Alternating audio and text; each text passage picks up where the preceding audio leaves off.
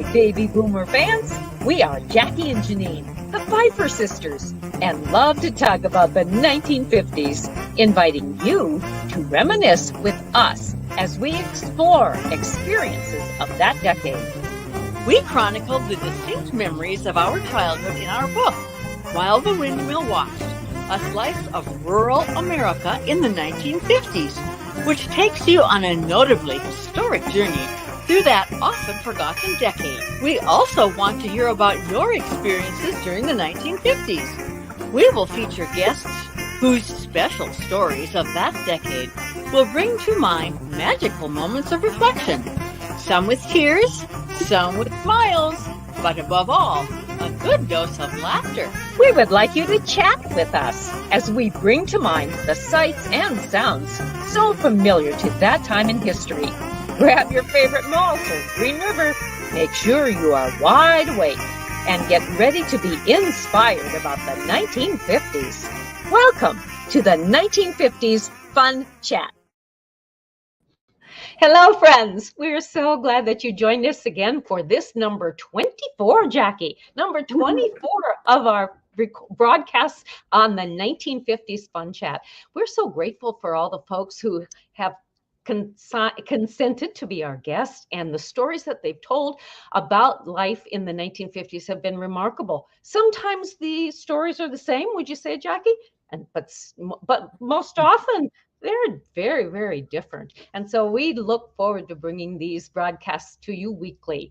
Jackie, what can you tell us more about our book that we've written?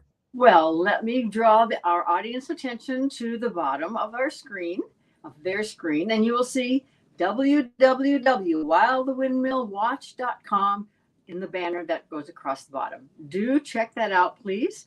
It tells of our book and many things that happen are related to that book. We have written this book. It was published actually last year, April 2021. And it tells we have many memories about living in the Northern Great Plains in the 1950s. Also, I would like to have you take note of that little icon at the top. It is the cover of our book.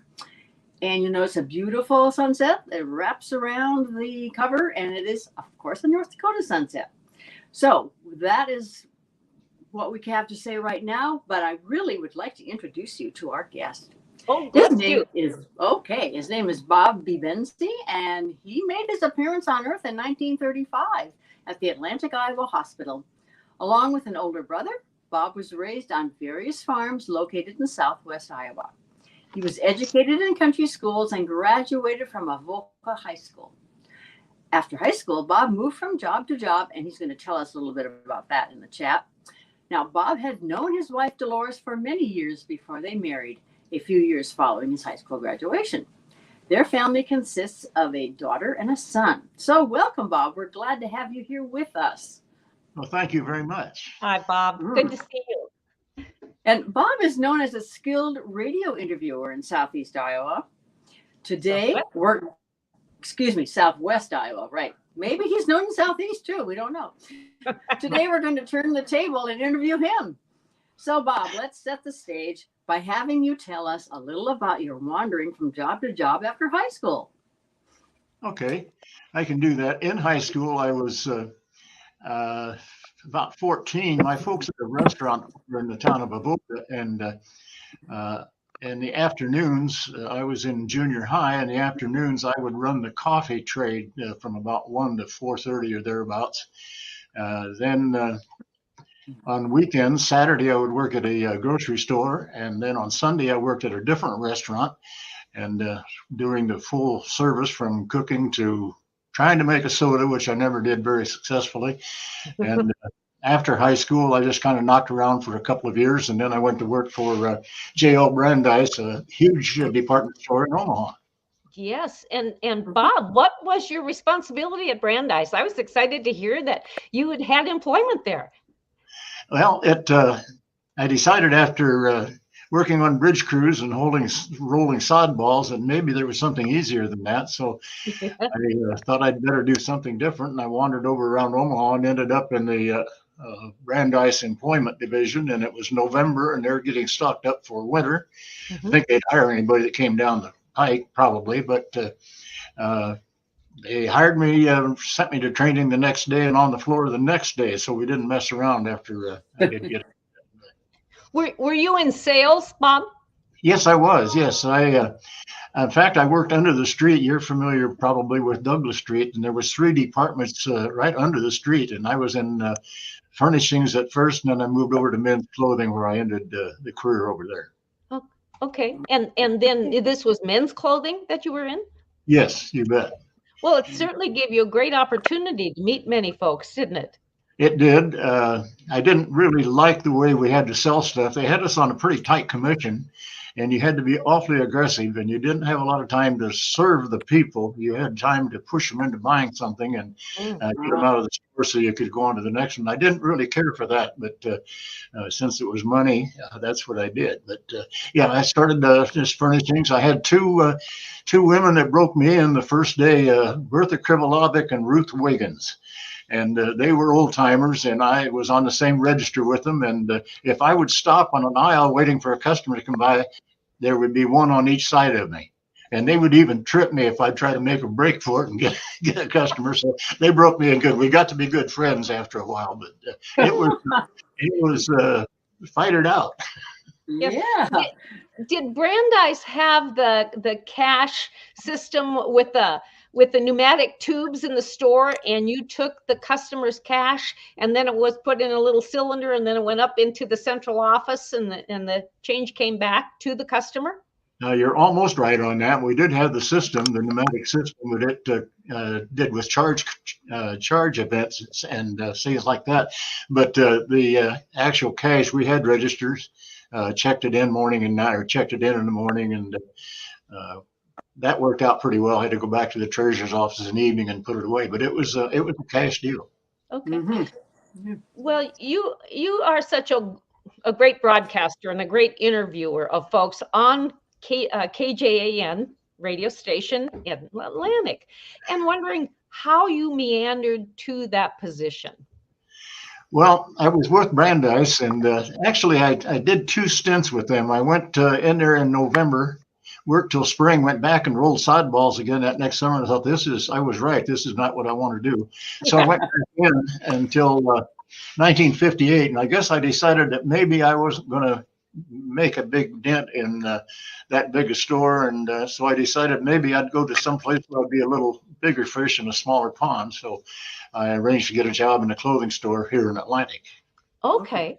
And that was a men's clothing store? Yes. Mm-hmm. All right.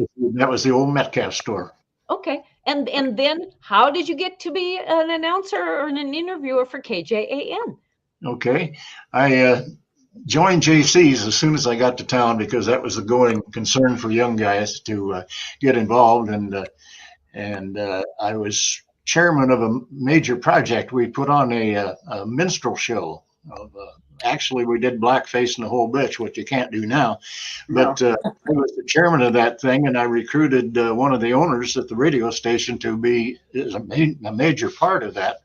And he evidently liked what he saw. And when my clothing store I was working for was closing, they came and hired me away. So I didn't have to audition or anything for it. Okay. Okay. And Can you tell us about Go ahead, Jackie. I was going to ask Bob, the changes that he has noticed over the years, over that 1950s into the 60s. What were the changes during your time there with a broadcasting career? Okay, talking about the 50s, I'd like to go back just a little bit into the 40s if I could, because, well, in the 30s we had crystal sets. Radio was just getting started. In the 40s, they started making kitchen radios and the big consoles. And then in the 50s, that carried on over. Back in the early 50s, late 40s, everybody was listening to the big stations. It'd be WHO Des Moines or Chicago or New Orleans, and they would broadcast at night. And if you understand the radio wave, they go out at a wave between the Earth and the ionosphere. And at night, those things will take off and go forever. So we were on a real small power and a daytime station. Okay. But the old big stations, they had the lock on it. There were no small stations in the late 40s. They just weren't around. Everybody listened to their favorite farm broadcaster, and that was it. There was not very many small stations at all. How did KJAN get started in Atlantic, Iowa? Okay, a fellow by name was a minister, Basil Anderson, started it back in 1950. In fact, I had the opportunity. I lived in Avoca, and I was a teenager. I was listening to them their opening day, but he built it. And then about 3 years later, he sold it to a group of 10 merchants. If you can imagine 10 guys trying to run a radio station and none of them know what they're doing, that didn't work very well. That's like Jackie and me with this fun chat. We don't know what we're doing, but we're having fun. Well, I think they were too. Oh, come on. But three guys came down from Oldwine, were working up there, and they come down and bought out all of the merchants except one. They kept him. He was a lawyer, so they kept him around for tax purposes. They kept their morning guy and one news guy, and the rest of it was pretty much all news. So they kind of cleaned house and tried to get started from that way. My husband often talks about KJAN when it came into being, known as Rocket Radio. Yes. Do you remember that slogan and why it was picked? I still cringe when I hear that. It was on the big sign at the south end of the property. I thought, what has this got to do? This was before rockets when they come up with that. I don't know who did that, but it was pretty terrible. Radio really changed when we come on. The morning guy was this is a little too strong, but he was almost hillbilly, kind of upscale hillbilly. Had a good loyal audience for a small town, and he got it going pretty good. Then one of the guys that came down from Oldwine, Robin Morrow, real cool character, good looking, beautiful radio voice. And he probably got the station off the ground because he was kind of a ladies' man, and his favorite program was in the morning. He did Whispered Thoughts, I think. They played real soft organ music in the background, and he would read poetry. And it just almost brings tears to your eyes. And I guess when he'd get off the air, he'd make some comment that was completely inappropriate, but that got the listenership started. And was the organ at the radio station, or was it? No, it was recorded. Recorded music? Okay. Oh, yeah, you bet. But, I guess, go ahead. That got him started when these guys came down. My boss, Red Faust, said that he toured the Northern Territory that I had for 6 months before he made a sale, because nobody was listening. What's a small radio station? We want to listen to WHO and Jack Shelley. We want to listen to KMA. Who are you guys? And so we had to get a listenership away from those guys before we had any product to sell. And finally, we worked it through with about anything you could do to get business. I see we had a teen dance out at the 4-H building in Atlantic. Larry Ray and the Red Tops. Admission 75 cents, couples $1.35. So back in that day, you could go out on a pretty good date for a $5 bill, pay for gas, food, and everything. Yes, yes. And then what other ways did you go about bringing in listeners to the station? Okay, we started doing a lot of remote broadcasts, like county fairs. We covered every county fair in our area, going out with live broadcasts. As much as we could. Sports was a big deal. We had a little problem on sports because we were a daytime station, so we would tape record the ball games at night and then play them back the next day. So during tournament season, we'd have a game in the morning, a game in the afternoon, and we claimed we had a lot of listeners for them, and I suppose we did. Sure. And then how did you have an easy time working with the schools and to be able to record those games? No, not really. Once in a while during the 50s, they thought they ought to charge us for that. And the whole Iowa broadcasters got up in arms and said, no, you're not going to do that, or we're going to start charging you for school closings and things like that. So we worked a trade-off to get along. And I did a series of interviews with the top 2 students of the the graduating class of all the schools around, and just got a wonderful cooperation out of the schools on that. They didn't believe that anybody would do this. It's not sports oriented. What are you doing? But it was a good program. Sure. Yes, it's Yeah, wonderful good for to be you. able to feature students who are not athletically gifted or athletically minded and are still have wonderful talents on their own. Oh, exactly. And they were fun to interview. They were pretty knowledgeable, of course, and articulate. And it was a pleasure to work with them. Hmm. And was there a certain flavor of music that KJAN played in the 50s? Yeah, we were kind of all over the road. We started out with country music in the morning with Wes Haynes, and then we would go to kind of middle of the road during the day. At the 1:45, we would start a 45-minute polka party, and then All right. in the afternoon early we would go to middle of the road. Then at about 3:30, we would go to hard rock for the teenagers. Okay. Which hard rock then was pretty calm compared to what we got now. But then we finally realized that heck, the teenagers are all listening to KOWH in Omaha. They're not listening to us anyway. So how did you get teenagers to listen to KJN and to grow that audience? I'm not certain we ever did. Okay. With school closings and that type thing, they were all tuned in, but I don't suspect that we still had too many teenage. Mm-hmm. So besides music programs or music that you played, what other programs were offered? Were there agriculture or home ec or anything related to churches or what? What other things like that? All the above, Jackie. We were big on farm, news, markets, this type thing. We always had a homemaker on duty, and she was on every day.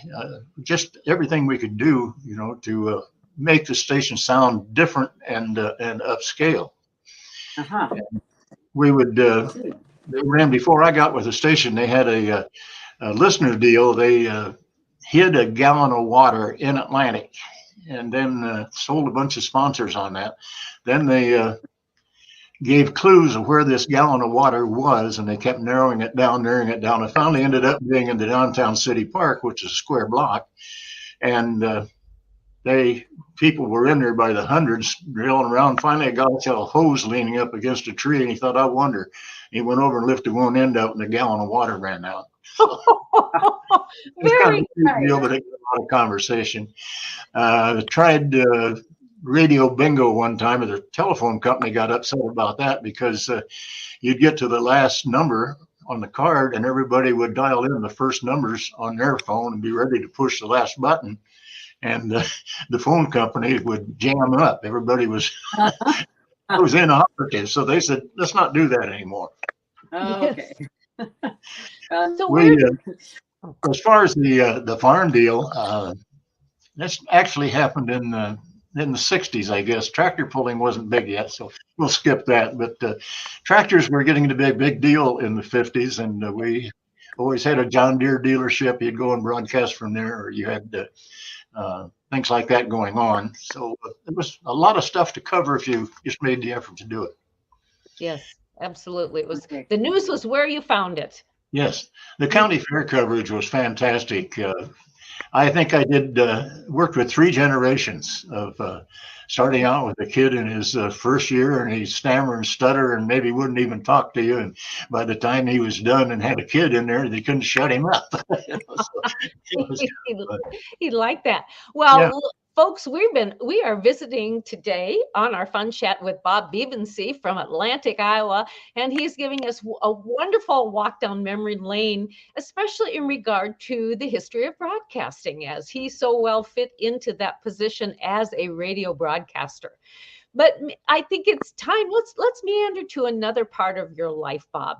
You grew up in the Avoca, Iowa area. Tell us about that experience and how you had lived, or if you'd lived in different locations in the Avoca area. Okay. Avoca was the first town I lived in. Went to high school, started in 6th grade actually, and then went through high school there. Slow moving, like any small town. Drugs never seemed to be a problem. Once in a while, some itinerant would come through town, and everybody just called him a doper. And generally, he'd go up and sleep in the empty cells in the lower level of the fire department. They just were left open for people like that. So we were a pretty clean community. We were. I don't know whether I want to get into this or not, but life was a lot purer then. I worked at the grocery store, and one of my jobs was to get a roll of brown paper and wrap the sanitary napkins so there was no labels on them, because the men would not come in and buy them if there was a label that anybody could see. So that was a little bit of a problem. Interesting. I can see where that could have been an issue. My father-in-law would not do it. He'd take one of the daughters in. She'd go do it. Okay. But as far as living in general, when we got driver's license, that was the 50s, was a great deal. The car dealers, the manufacturers, every 3 years would come out with an all new model. Everything was new, so there'd be open houses and everybody oohed and awed. And probably the greatest thing of anything that come out of the 50s was the 57 Chevrolet. Still. Yes. Automobile, and everybody knows what I'm talking about. So that was always exciting. And the John Deere dealers also had open houses and this type of thing. Our Sunday afternoons got pretty boring in the summertime. Somebody would get a car and 2 or 3 friends, and they'd drive downtown and they'd meet some other cars that got a guy and 2 or 3 friends, and they would form a train, and you would spend all afternoon driving around Avoca listening to Sandy Jackson on KOWH in the Top 40 program. That's all you did every Sunday. I got so sick of Top 40 music, you can't believe it. But once in a while, these trains, they were pretty safe, but about every year, somebody, when in the middle of it, would stop for some reason, and the guy behind him would nail him. So parents didn't like that very good, but they couldn't stop it either. Yeah. Yes. Well, did you go? Was there a favorite drive-in that you went to then in Avoca? There was a drive-in up in Harlan that we went to somewhat. Avoca didn't have anything. We didn't have a swimming pool, tennis courts. It was just pretty much make your own fun. Okay, and we're talking Avoca, Iowa, correct? Yeah. Mm-hmm. Yeah. Right. Okay. So before we end up here, I would like to have you go further back and tell us about the babysitting chicken. Aha! I was probably 3 at the time, and we had a fenced-in yard. Our front yard was fenced in and had a wire gate and everything, and they'd turn me loose in there. I couldn't get over the fence, and they just leave me alone. Well, I'd see that gate and I'd think, boy, I wonder what's down in the barn. I'd sure like to go down there. So I'd sneak down and I'd look all over the place, and I can't see a chicken. So I would open a gate and I'd get about 10 or 20 feet inside, and here come that big Rhode Island red rooster. Yeah. And they will attack you, and a chicken, they will attack. And so zoom, I'm back in the yard, and I'm good for a while. He's scared to death. Yes, I've been attacked by roosters too, and they are not fun to be around. Exactly, they'll nail you. Yes, I know. And I guess he was just protecting his brood of hens, wasn't he? I think he was just downright mean. Yeah. So he wasn't sent by your parents. We raised an awful lot of chickens, and we butchered a lot of chickens, and hopefully we got him. That was what we made our grocery money off of back in the 30s and 40s, was selling cream and selling eggs. So that was Saturday. The only time you went to town was Saturday morning. First off was get rid of the cream and eggs. Mom would get the check and go do her grocery shopping. And so that's what we pretty much lived on, plus what we grew ourselves. Mm-hmm. And did your family farm in that time, or oh yeah, they did? Yeah, Dad had an 80-acre farm east of Laura, which doesn't mean anything to anybody anymore, but there's a big ridge east of the valley, as you would know it here in the local, and that's where we started out. So, yeah. I see. Okay. And in 1936, the year after I was born, the Depression was still going on, but that was the coldest winter we ever had. It went, I think, 10 days and nights, and never got above 0. And then the summer, it turned the opposite, hot, dry, and tried to starve everybody out there. So that was a tough year, 36, 37. That was a tough go for the farmers. Because of that, the weather in those years, did your dad ever say, "Oh, we just have to move away from farming and get into another way of life"? I don't think the weather did it so much as economics, probably. Uh, Dad said that during that cold spell, he said we'd cut a tree down during a day and burn it that night. And of course, there were farmhouses back then. They didn't have a wall you couldn't throw a cat through. You could throw a cat through any of them. No insulation, no nothing. So it was bitterly cold. You stayed around the stove pretty much and took hot bricks to bed with you and that type of thing. Mm-hmm, mm-hmm. Did you ever use teams of horses then, or did your dad use horses for farming, or was he into using implements and a tractor? Well, back in the early 30s, he was farming with horses. In fact, I think he sold the last team in 1948, I think. He got a tractor in the late 30s, 37, 38, somewhere in there. But then tractors were coming out after the war, but you got to have one you can afford, and that was a pretty small one, so he still needed horsepower. But they gradually went away. And I had a pony at the time, and when they had the farm sale, my pony brought more than this great big team of horses did. Oh, okay. So what was your pony's name? That was Silver. Silver. Oh, like we had a real neat deal. If you lived in the country, we had a guy here in town that ran a clothing store, and he raised ponies. So if you had kids, he would bring a mare out, and that was yours to keep until he wanted it back. And then you'd have kids, and he'd come and get the colts and take them out.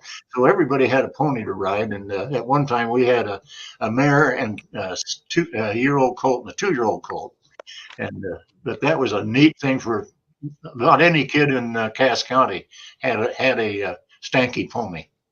Well, and I know you've shared a love of horses and horsemanship and in your adult life. Can you tell us about that? Oh yeah, had the pony until 48, and then I was in the radio business, I guess, and I got involved in bird dogs. I got to liking bird dogs, and there was a bird dog I had in Griswold, a veterinary down there, and I cozied up to him. And he invited me along a few times to a field trial, and he rode Tennessee walking horses. Now that's a lot smoother ride than a pony was. Yes. I kept talking about it. Finally, one kid says, "Well, if you don't get one now, when are you going to get one?" So a week later, I had a walking horse, and never looked back. A couple of weeks after that, I bought a trailer, and then I eventually bought a pickup so I could pull it, and went on from there. Ended up having over the years 5 of them. 3 of them were real good. One was so-so, and the other one tried to kill me. So mercy. A lot of fun. Yeah, I still miss them. I don't have it anymore. But I love horses. Yeah. Our local photographer in Atlantic, Sue Fisher, has taken some remarkable photos with you and your horse. Can you set up that scene of how that came about and the photos that she captured and were award-winning photos?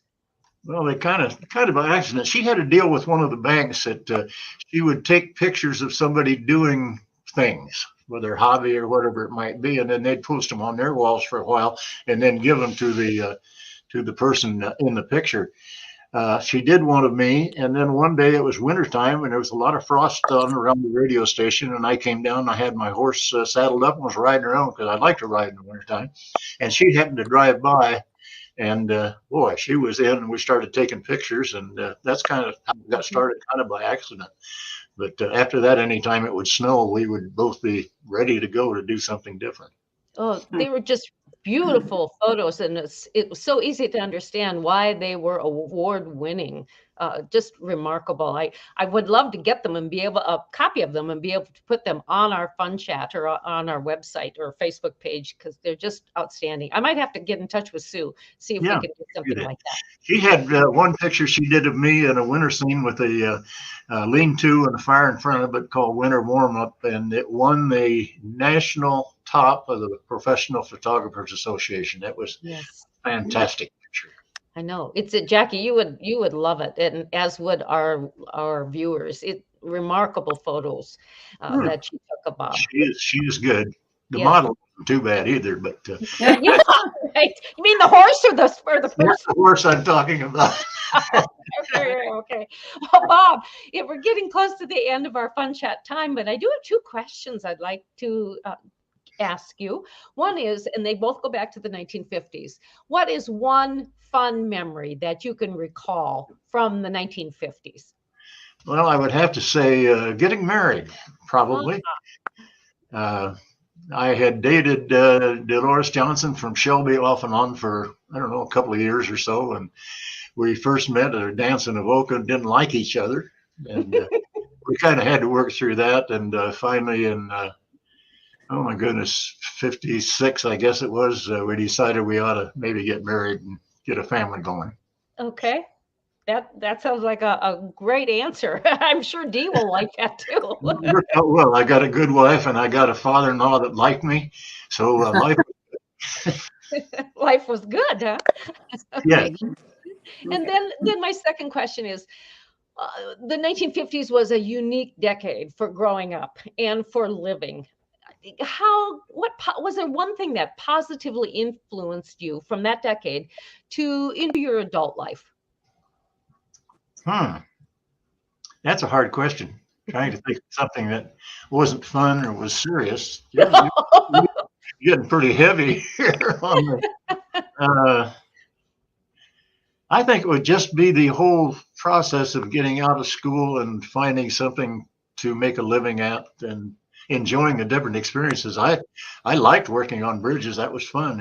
And I didn't mind rolling sod because it doesn't sound like it, but that was probably one of the better paying jobs around this part of the country at the time we were doing it. So just growth that I would feel coming, that I was more confident. And having been in the restaurant trade and the grocery store trade, I was not afraid of the general public. And so I had that confidence going for me. And I guess that development would be my best memory. Super. Viewers, Bob Bebensee from Atlantic, Iowa. We've had a wonderful conversation with him today, and we invite you to come back next week when we have another guest with some fresh from the 1950s memories. So, Jackie, until then, we hope people will remember poodle skirts, cool cars, and soda jerks. And also invite them to remember to click on that subscribe button and the thumbs up button. So we'd like to have you tell your friends, even your relatives, about the 1950s Fun Chat.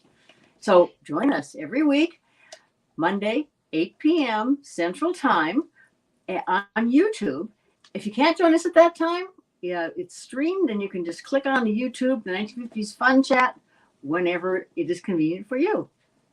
That's right. And if you'd like to learn more about the Pfeiffer Sisters, Jackie and me, please go to our website, www.whilethewindmillwatch.com, same title as our book. And you'll find all kinds of information there about Jackie and me, about our book, where you can purchase our book, and even about the fun chats. So we thank you for doing that, and we know that you will love to go to our website, whilethewindmillwatch.com.